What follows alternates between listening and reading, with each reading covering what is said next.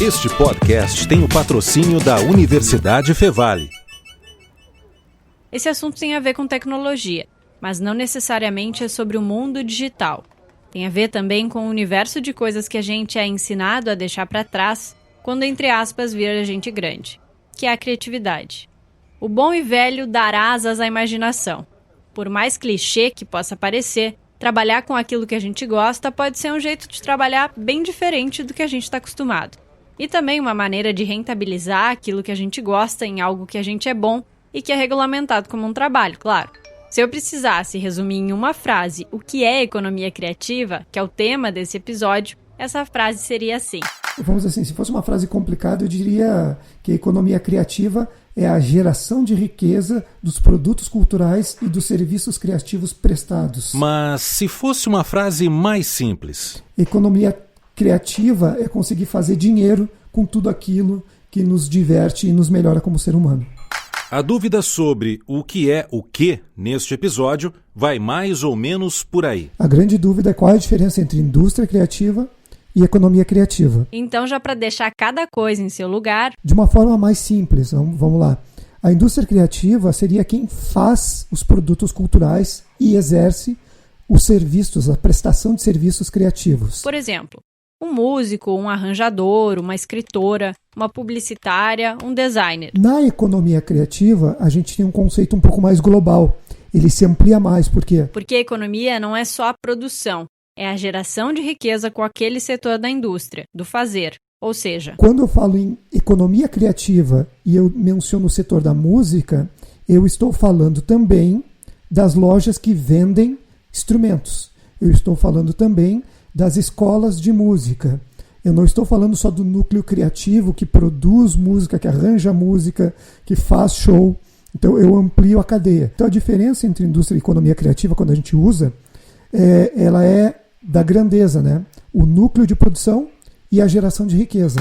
Falar de economia e indústria criativa requer que a gente olhe para a própria criatividade em si, que é uma ideia muito ligada às crianças, às invenções e à espontaneidade que a gente viveu na infância. Onde a gente faz uma coisa nova e isso marca a nossa forma de pensar, a nossa maneira de agir. O que acontece é que às vezes a gente leva essa ideia de criatividade inicial, dessa criatividade primordial, para o campo do serviço. E de fato o ser humano ele é criativo por natureza. Então o que acontece? Ele sempre vai ser criativo, não importando qual é a área na qual ele aplica essa criatividade. É óbvio que existem algumas dinâmicas de trabalho onde a criatividade tem a sua intensidade diminuída, mas nunca a gente vai ter a intensidade dela levada a zero, porque nós somos seres humanos. Talvez você nem tenha percebido, mas já começou o primeiro episódio do podcast Vida Disruptiva. Ainda a mesma, mas também uma nova vida. Eu sou Marina Mendes e junto comigo Luciano Costa, para a gente falar de assuntos que interrompem o curso normal de um processo, seja qual for, e que impactam a sua vida.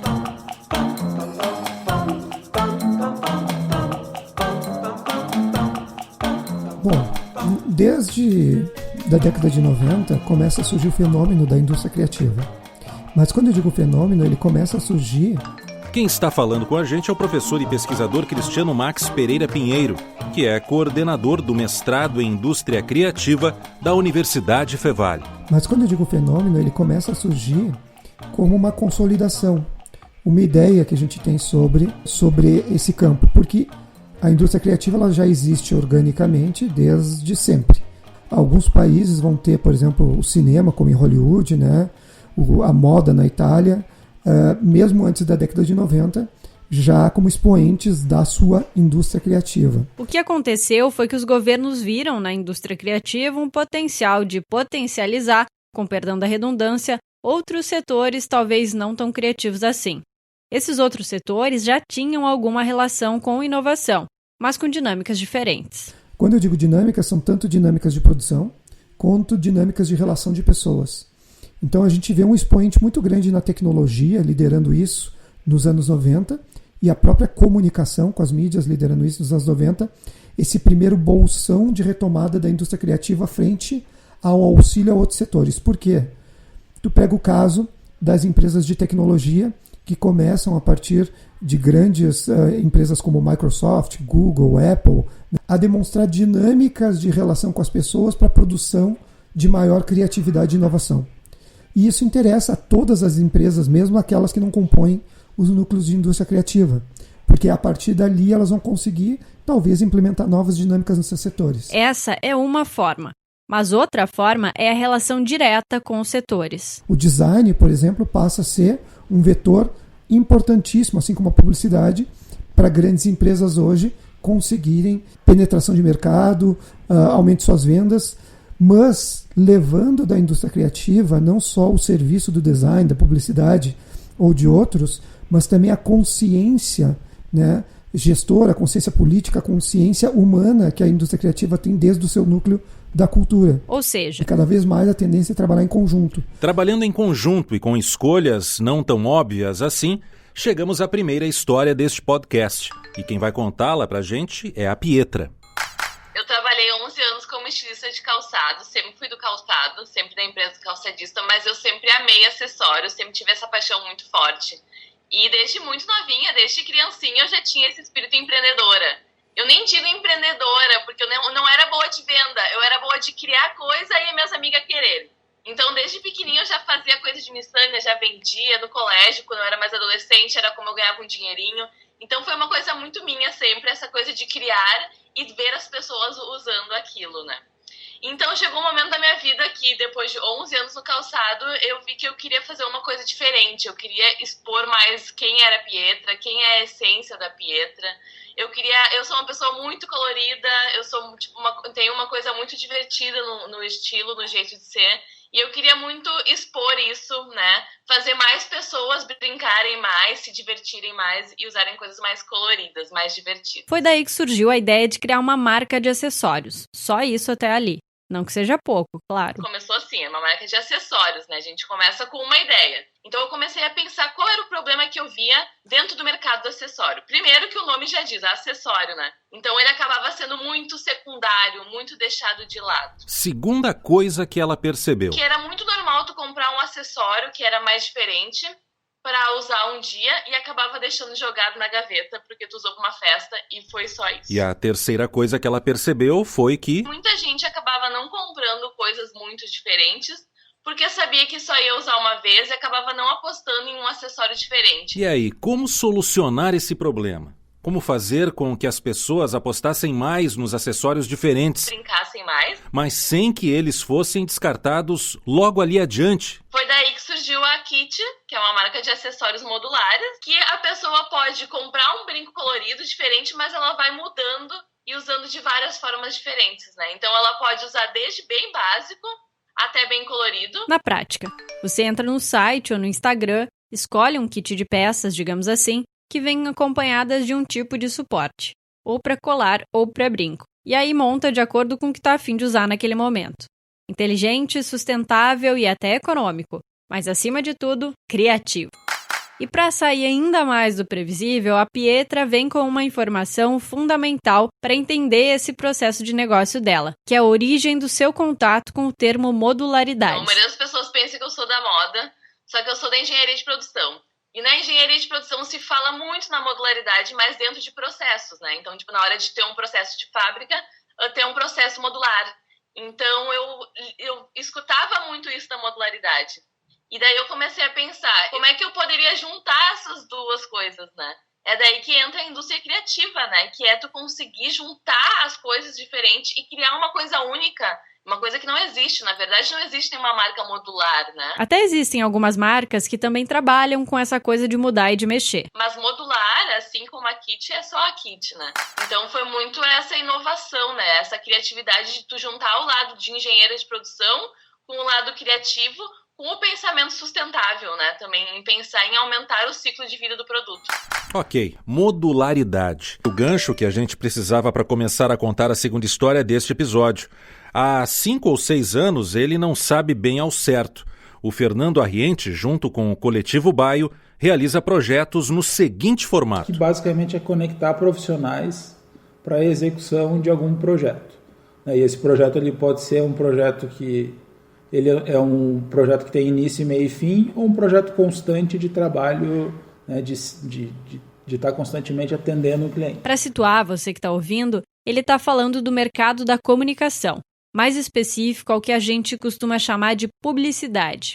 Bem, esse jeito de trabalhar veio de questionamentos, equívocos e necessidades não atendidas identificadas por profissionais que trabalhavam com comunicação, assim como ele. E lidava com agências de modelo tradicional, entre aspas. E esse pessoal discutia muito sobre problemas.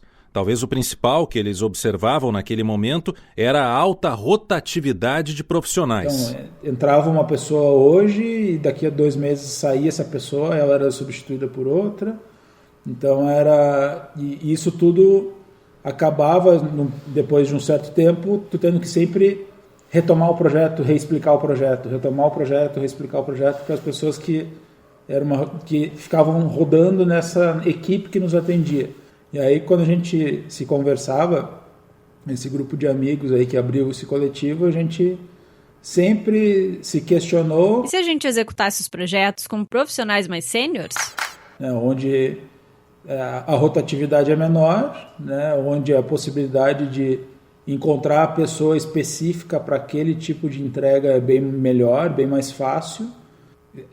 Essas são as 2 principais características, né, a baixa rotatividade e todo mundo ser um pouco mais sênior, né, nas entregas, que dá uma qualidade maior, e também da lógica estrutural do negócio, assim, de ele não ter um espaço físico. Fazendo um parênteses, quando o Fernando e eu conversamos, ele até estava no espaço físico, tipo sede ou coisa assim. Mas ele não é um escritório, ele primeiro começou pela churrasqueira e depois veio cadeiras e computadores, então ele é mais um espaço onde a gente se encontra, mas então a gente não tem custo fixo, não tem toda essa carga tributária que se deve ter por ter uma empresa tradicional, entre aspas. Isso, exatamente isso que você está pensando agora. Não é muito difícil de entender.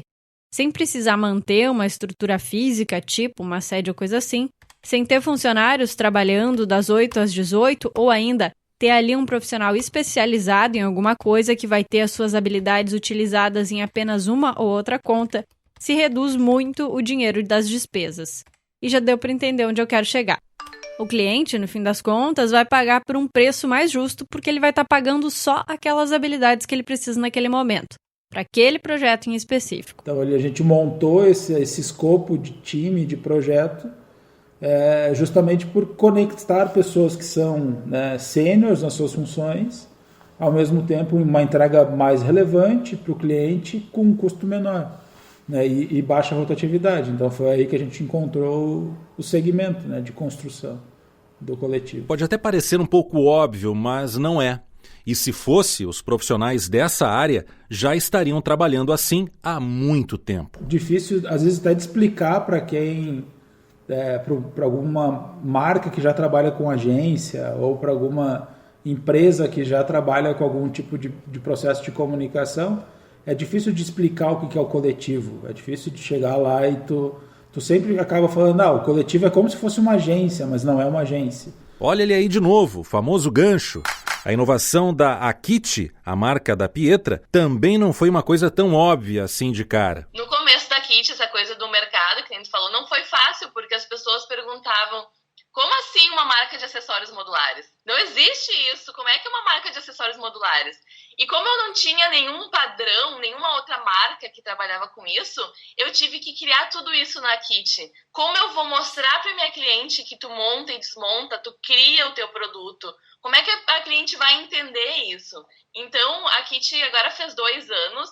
É um processo enorme de conseguir explicar para a cliente, de entender como a cliente entende melhor, né? E a cliente conseguir captar aquilo, essa ideia de ser modular, de aumentar o ciclo de vida do produto, dela criar com o estilo dela. A mentalidade das pessoas em relação à comunicação associam logo à agência.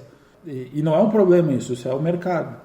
Mas acaba que a gente, quando vai se apresentar como um coletivo de pessoas que se juntam para executar determinado projeto, para tu conseguir explicar isso de uma forma mais clara, a gente sempre recorre ao modelo anterior. É tipo uma agência, só que não é uma agência desconstruída, né, onde a gente consegue ter uma competitividade maior em relação a custos. Tu vai pagar menos ou tu vai pagar o equivalente ao que tu pagaria por uma agência tradicional, porém a entrega é muito mais sênior, é uma entrega muito mais responsável em relação à profissionalidade dessa entrega, né? Então é um desafio que lhe força uma inovação, né? Ou seja, como se executa um projeto com pessoas em diversos lugares, né? Até fora do Brasil, né? Como se executa isso para ser uma entrega boa. Então esse acho que é o primeiro desafio inovador, onde a gente busca aí, se pauta em cima de ferramentas para isso, né? Então são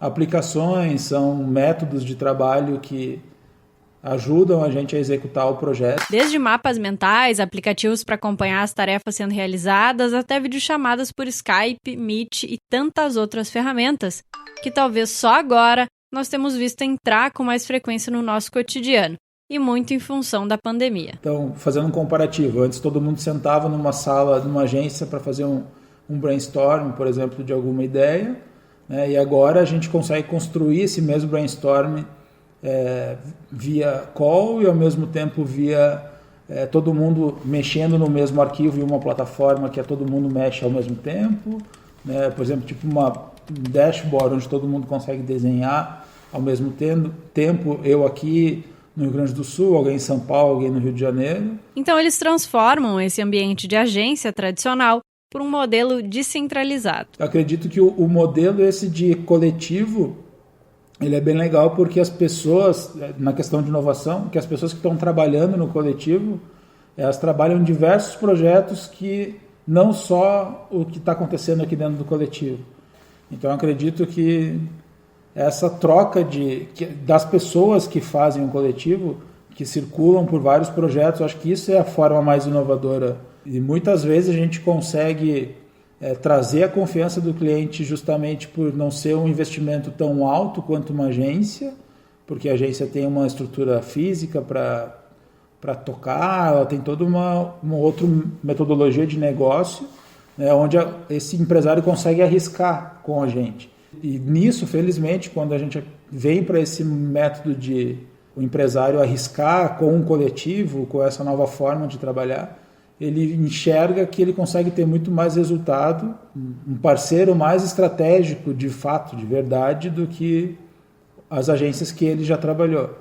De novo, não estou falando que nenhuma agência, que todas as agências são iguais e que todos os coletivos são iguais. Nem melhor e nem pior, mas diferente. E às vezes até complementar. Então é bem legal porque vamos pegar um grande cliente que a gente atendeu, a Vans, por exemplo, né?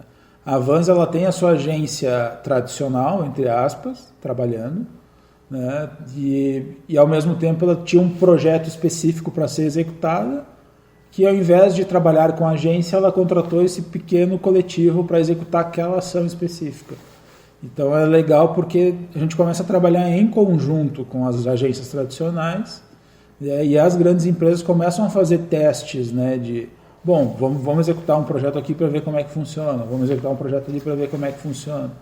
Então eu acredito que essa movimentação ela vem constantemente mudando e constantemente alterando. Então, de novo, eu não acho que vai acabar a agência de nenhuma forma, ela vai continuar existindo a agência tradicional, porém vai ter espaço para todo mundo. Isso aí. O que eu tenho dados de pesquisa de alguns anos atrás já daqui da região é que, por exemplo, o setor de publicidade, e aí eu acho que seria, talvez nós poderíamos fazer essa correlação com design, com moda, com alguns outros setores da borda, ele é muito movimentado por trabalhadores jovens.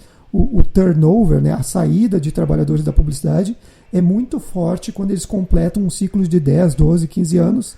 A tendência é sair, montar outros negócios, ir para outros setores, e tu receber uma carga muito forte sempre de jovens. Talvez por questão de recursos financeiros, né, sei lá, para manter uma empresa funcionando, ou talvez também para conseguir uma renovação de mindset, né, de ideias. Eu acho que tem muito, como a marca ela é muito minha, eu tenho que sentir muito o que eu quero para minha vida também, né? Então, eu acho que isso é muito importante quando tu tem uma marca, porque as pessoas falam tanto em crescer, sabe? Tipo, tem que evoluir, tem que crescer. Mas eu acho que é muito importante a gente entender o que a gente quer, né, da nossa marca, o que a gente quer da nossa vida, para daí conseguir trilhar os próximos passos, né? Aí a gente volta ao cerne de tudo. São as pessoas que trabalham, né, que fazem o coletivo acontecer. Então, se não tem as pessoas, não existe modelo de negócio, né? Acho que é basicamente isso. Uma das coisas que eu sonho com a Kit é ser uma loja itinerante pelo Brasil ainda. É uma das ideias. E a segunda coisa é começar a ter lojas físicas da Kit. Por quê? Porque a Kit funciona muito com a experiência, o contato, a pessoa chegar, comprar, olhar. A gente escolheu essas histórias para estarem aqui porque, além de criativas, as duas iniciativas trabalham conectando pessoas. Agora eu estou trabalhando sozinha. Normalmente eu trabalho com staff por demanda, eu sempre falo. Que eu tenho aquela coisa de ter conexão com as pessoas, né? Então eu sempre vou trabalhando assim, eu trabalho com pessoas dependendo do que eu estou precisando. Então é essa a ideia do coletivo, né?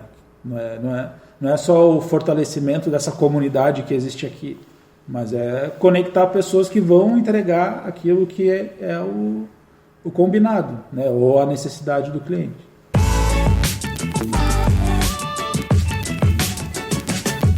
Na coisa cotidiana, nos momentos de lazer, dá para aprender mais sobre o assunto assistindo o documentário Tarja Branca, a revolução que faltava.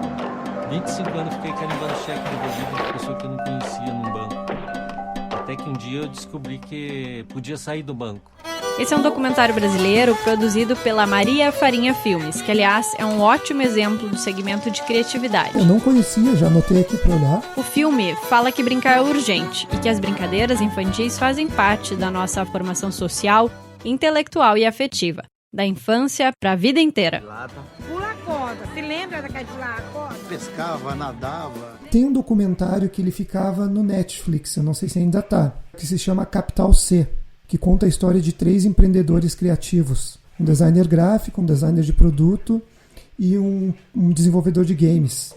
E como é que mudam os modelos de negócio a partir do momento em que tu entende que o empoderamento criativo, né, quando tu te empodera e sente que a tua criatividade está madura o suficiente, tu pode levar a tua vida e viver a tua vida a partir do teu capital, né, intelectual. O disco Estudando Samba, de Tom Zé, também é uma boa para quem quiser se inspirar mais sobre criatividade. Isso porque nessa produção de 1976, o Tom Zé brinca, inventa e inova. Devagarinho pra poder caber, bem de leve pra não perdoar. Tô estudando pra saber ignorar. Eu tô aqui comendo para vomitar. Tem 2 livros que são os livros fundamentais para entender o movimento da economia criativa. Um dos livros se chama Economia Criativa, do John Hawkins, e o outro livro se chama A Ascensão da Classe Criativa, do Richard Florida. Eu tô te explicando pra te confundir, tô te confundindo pra te esclarecer. Neste episódio, as principais lições e disrupções foram: número 1. Indústria criativa é o subsídio criativo para gerar riquezas na economia criativa. Número 2. Por mais tradicional que uma empresa possa parecer, ela sempre vai se valer de criatividade para trabalhar bem. E pode, muito provavelmente, estar relacionada a alguma ou outra da cadeia de economia criativa. E número 3. Criatividade não tem a ver necessariamente com ser engraçado ou genial.